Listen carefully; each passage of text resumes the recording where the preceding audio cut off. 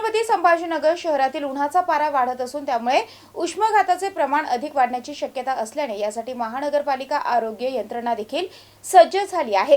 नागरिकांनी गरज असेल तेव्हाच दुपारी घराच्या बाहेर पडावे आणि डोक्यावर रुमाल, टोपी, छत्रीचा वापर करावा आणि या दिवसांमध्ये पाणी आणि लिंबू पाण्याच्या पेयाचा जास्तीत जास्त वापर करावा असं आवाहन महानगरपालिकेचे आरोग्य वैद्यकीय अधिकारी डॉक्टर पारस मंडलेचा यांनी केलंय।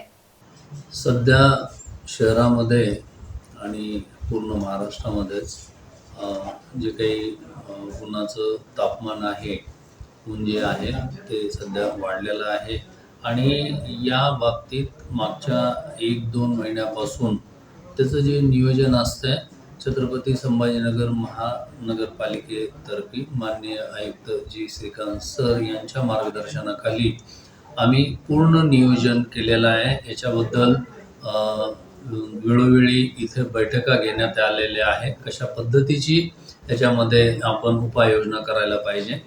माननीय जिल्हाधिकारी महोदय कार्यालय इथं सुद्धा या बाबतीत बैठका झालेल्या आहेत आणि त्या अनुषंगाने पूर्ण तयारी आपण इथं केलेली आहे।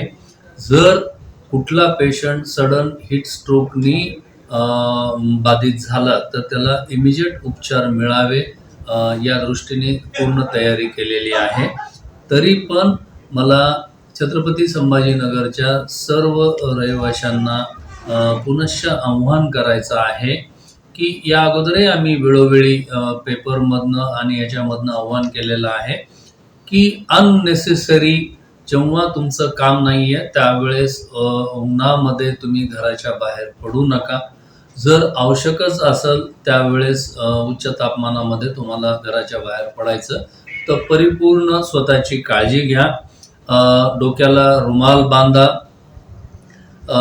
डोळ्यावर गॉगलचा यूज करा आणि सर्वात महत्त्वाचं जे डिहायड्रेशन होत असतं ते डिहायड्रेशन होऊ नये याच्यासाठी सारखं पाणी पिणं गरजेचं आहे किंवा आपण जे लिंबू सरबत म्हणतो लिंबू सरबत आपण घ्यायला हवं आणि जे काही आपलं उन्हामध्ये जे काही त्रास आपल्याला जर जाणवू लागला उन्हाच्या याच्यामध्ये तर सर्व आरोग्य केंद्रामध्ये आपल्याला त्याची सुविधा करण्यात आलेली आहे। त्या ठिकाणी ORS कूलर्स वगैरे अशी सुविधा आपण केलेली आहे। तसा वेगळा कक्ष सुद्धा आपण मेल्ट्रॉन येथे स्थापन केलेला आहे की त्या ठिकाणी इमिजिएट आपण डॉक्टरांचा सल्ला घेऊन त्या ठिकाणी आपण दाखवू शकतो।